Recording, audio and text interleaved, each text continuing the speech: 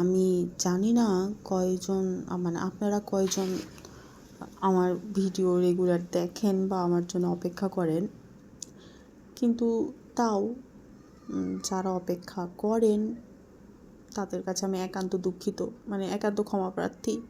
কারণ মাঝখানে অনেক দিন কোনো ভিডিও দেওয়া হয়নি এবং গল্পটা মাঝপথে ছেড়ে আমি অনেক দূর চলে গিয়েছিলাম। যাই হোক, আজকে ফিরে আসলাম।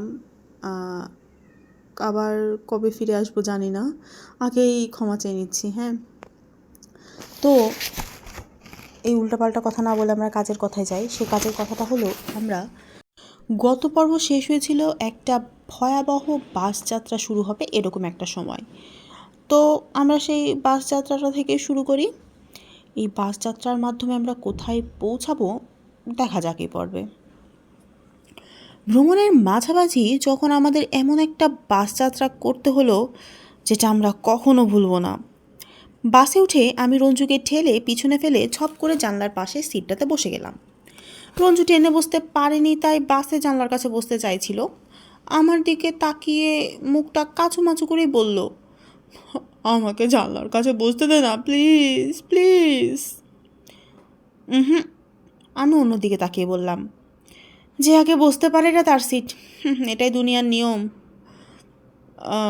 আমি তোর ভালোর জন্য বলছিলাম। কিন্তু আমি একটু অবাক হয়ে বললাম, আমার ভালোর জন্য? হ্যাঁ, তোরই ভালোর জন্য। মানে কি বলতে চাচ্ছিস তুই?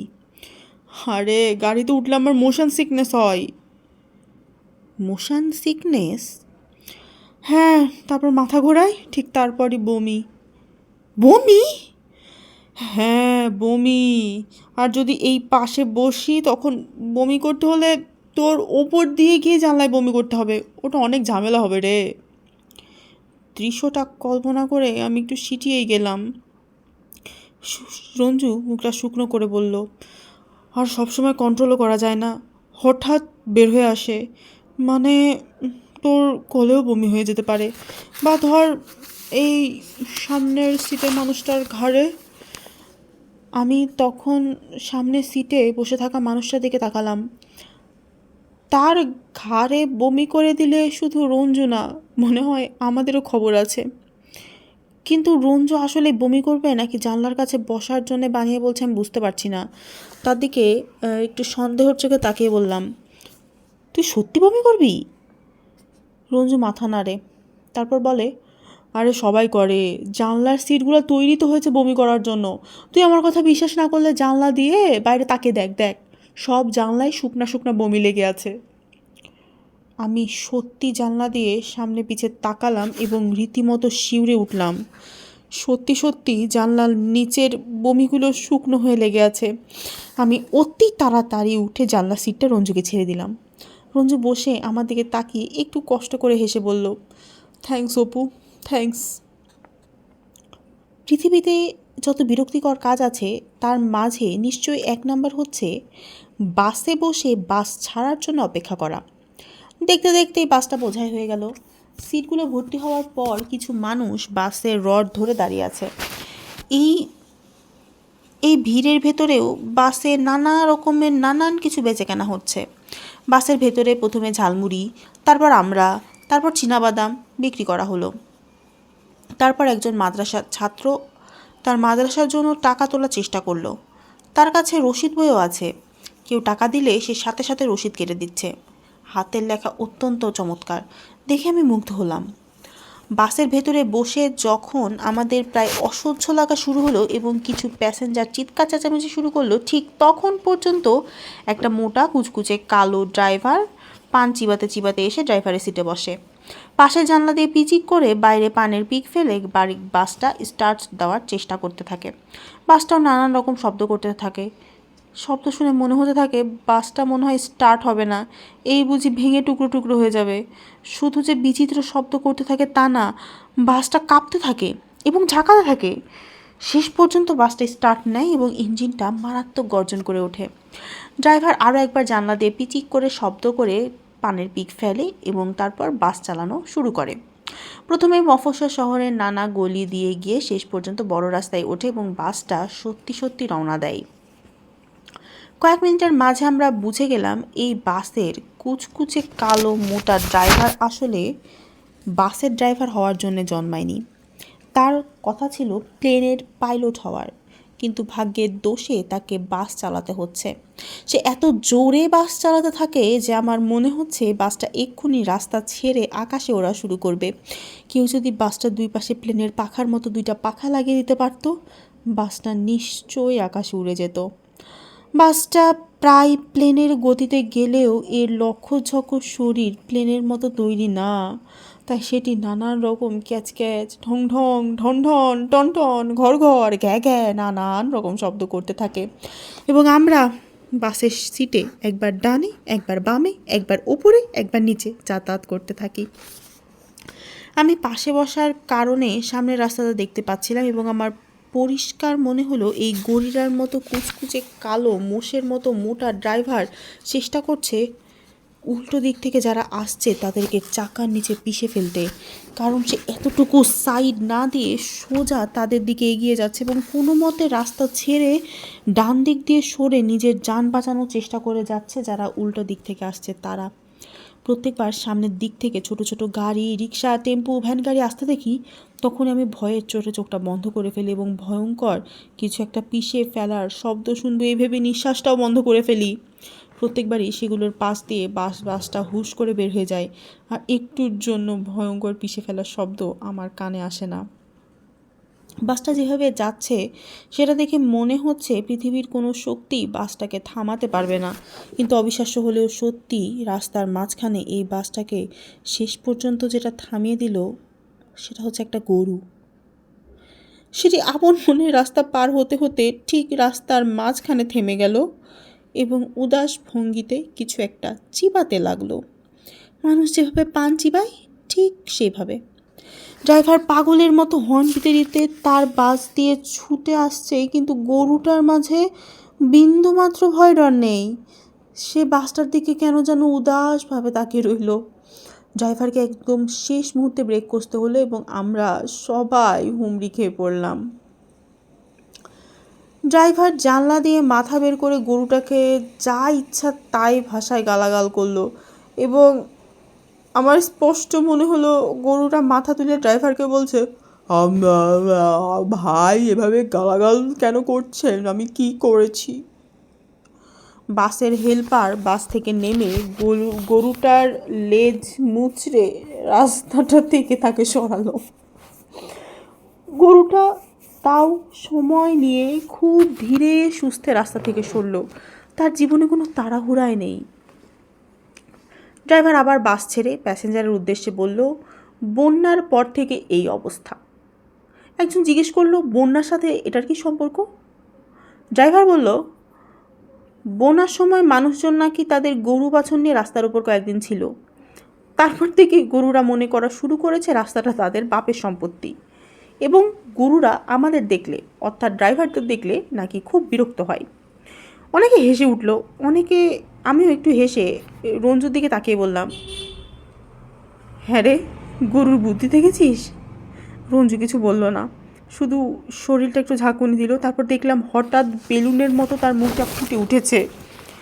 সে শক্ত করে মুখ বন্ধ করে রাখলো, বোঝাই যাচ্ছে কিছু একটা তার মুখে আছে। রঞ্জু চোখ ঘুরিয়ে কেমন যেন একটা ভঙ্গি করলো, তারপর জানলা দিয়ে মাথা বের করে মুখ খুলে এবং হর হর করে ভেতর থেকে কিছু একটা তরল বেরিয়ে এলো। পুরোটা মুখ থেকে বের করে দিয়ে মাথাটা ঢুকিয়ে আবার আমার দিকে তাকিয়ে বলল, পানি, অপু পানি। আমি বললাম, হ্যাঁ রে, পানি খাবি? রঞ্জু মাথা নেড়ে বলল, না, পানি বের হলো রে। পানি? পানি বের হলো মানে? এরপর চা বের হবে। কথাটা শেষ হতে না হতেই তার শরীরে আবার একটা দমক এলো এবং সে মাথা ঘুরিয়ে জানলা দিয়ে মাথাটা বের করে আবার কিছু বের করে দিল। নিশ্চয়ই চা। রঞ্জু কিছুক্ষণ বমি করে ভেতরে মাথা ঢুকিয়ে ঘোলা চোখে আমার দিকে তাকিয়ে বলল, চা বের হলো, এরপর ডিম বের হবে, ডিমের অমলেট। আমি অবাক হয়ে রঞ্জুর দিকে তাকালাম। রঞ্জু বলতে থাকে, যেটা যত পরে খেয়েছি সেটা তত আগে বের হবে, লাস্ট কাম ফার্স্ট গো।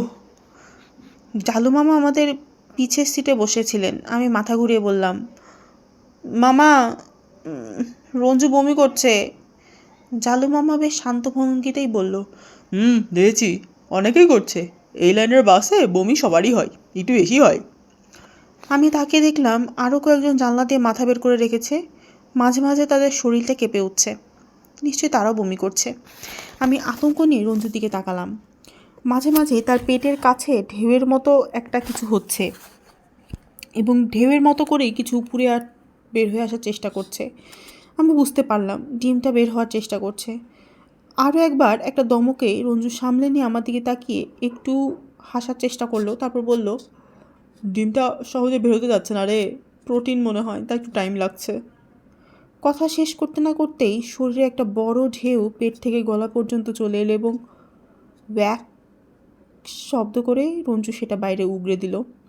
বড় ভূমিকম্পের পর যেরকম আফটার শক হয়, ঠিক সেরকমই বড় বমির পর কয়েকটা ছোট ছোট বমি হলো। সেগুলো শেষ করে আমার দিকে তাকিয়ে রঞ্জু বলে, এখন শুধু পরোটার সবজিটা বাকি আছে। আমি জিজ্ঞাসা করলাম, কোনটা আগে বের হবে রঞ্জু? দুটোই একসাথে বের হবে মনে হয়। রঞ্জু আমার সাথে কথা না বাড়িয়ে জানলা দিয়ে মাথা বের করে রাখলো এবং এক এক শব্দ করতে লাগলো। এখনও শুরু হয়নি, শুধু রিহার্সাল হচ্ছে বলে মনে হলো। আমি সামনে তাকালাম, একজন মোটরসাইকেলে যাচ্ছে। আমাদের বাসটাকে ধরে ফেললো। ঠিক যখনই তাকে পাশ কাটিয়ে যাচ্ছে এবং মোটরসাইকেলের মানুষটা রঞ্জুর পাশ দিয়ে যাচ্ছে, তখন রঞ্জুর ফাইনাল বমিটা বের হয়ে এলো এবং জানলা দিয়ে বাইরে একটা চিৎকার শুনতে পেলাম।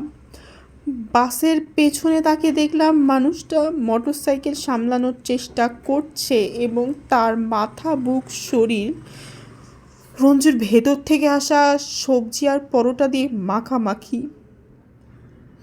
আমি রঞ্জুকে বললাম, রঞ্জু তুই এটা কী করলি? রঞ্জু চোখ লাল করে বলল, কি করলাম মানে? দেখছিস না বমি করছি উপু? না সেটা দেখছি, কিন্তু কার উপর বমি করেছিস সেটা দেখিসনি তুই? না দেখিনি, কার উপর বমি করব? একজন মোটরসাইকেলওয়ালার ওপর রঞ্জু। সত্যি? সত্যি, পেছনে তাকিয়ে দেখ। রঞ্জু পেছনে তাকিয়ে দেখার সামান্যতম চেষ্টা করলো না। জিজ্ঞাসা করলো, এই মারতে আসছে নাকি রে? না, দাঁড়িয়ে নিজেকে পরিষ্কার করার চেষ্টা করছে। পেট থেকে সব কিছু বের করে দিয়ে রঞ্জু পানির বোতল বের করে কুড়ি করলো, চোখে মুখে একটু পানি দিল, তারপর বাসের সিটে মাথা রেখে চোখ বন্ধ করে বিড়বিড় করে কী যেন বলল। আমি শুনতে চেষ্টা করলাম। এই কি বলছিস? যদি মরে যাই ডেড বডিটা নিয়ে যাস, ফেলে যাস না। আমি হেসে বললাম, বাসে বমি করে কেউ মরে না রঞ্জু। কেউ মরে না তো কী হয়েছে? আমাকে দিয়ে শুরু হতে পারে। শুরু হবে না, তুই চিন্তা করিস না। বলা সোজা রে, করাটা কঠিন। আমি সান্ত্বনা দেওয়ার চেষ্টা করলাম, বললাম, আরও কয়েকজন বমি করেছে দেখ না, তারা তো রীতিমতো চাঙ্গা তুরুস। চাঙ্গা কি বললি? চাঙ্গা তুরুস, চাঙ্গা তুরুস। তুরুস মানে কি? জানি না তো। একটা শব্দের মানে জানিস না সেটা বলে ফেললি? আমি রঞ্জুকে কনুই দিয়ে গুঁতা দিয়ে বললাম, তুই শব্দের মানে নিয়ে ঘ্যান ঘ্যান করতে পারিস তাহলে তুই ভালোই আছিস। রঞ্জু দাঁত বের করে হাসলো, তারপর বলল, ঠিকই বলেছিস, একটু আগেই মনে হচ্ছিল মরে যাব। বমি করার পর একটু ভালো লাগছে, মাথাটাও হালকা হালকা লাগছে। বেশি কথা না বলে চুপচাপ বসে থাক, দেখতে দেখতে পৌঁছে যাব দেখবি। আমরা অবশ্য দেখতে দেখতে পৌঁছালাম না। পৌঁছাতে পাক্কা 4 ঘন্টা সময় লাগলো। শেষ পর্যন্ত যখন পৌঁছালাম আমিও তখন নেতিয়ে পড়েছি। বাকি অংশটা নাকি নৌকায় যেতে হবে, তারপর হাঁটা পথ।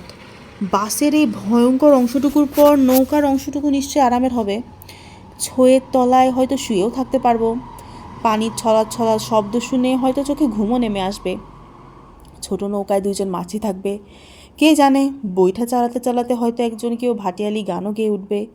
চারপাশে যখন নিবিড় গ্রাম থাকবে, তখন আমি আর রঞ্জু নৌকার গলুয়ে বসে পানিতে পা চুবিয়ে বসে থাকবো। জলু মামা একটা বই পড়বেন। যাকে বলে অদ্ভুত শান্তিময় একটা পরিবেশ। আমি আর অপেক্ষা করতে পারছিলাম না। ভ্রমণের শেষ অংশ, যেটা কখনো শেষ হবে চিন্তা করিনি, কিন্তু শেষ হলো এবং আবিষ্কার করলাম আমাদের জন্য একটা বিস্ময়কর বিষয় অপেক্ষা করছে। সেই বিস্ময়কর বিষয়টা কী সেটা আগামী পর্বে জানা যাক। আজকে এইটুকুই থাক।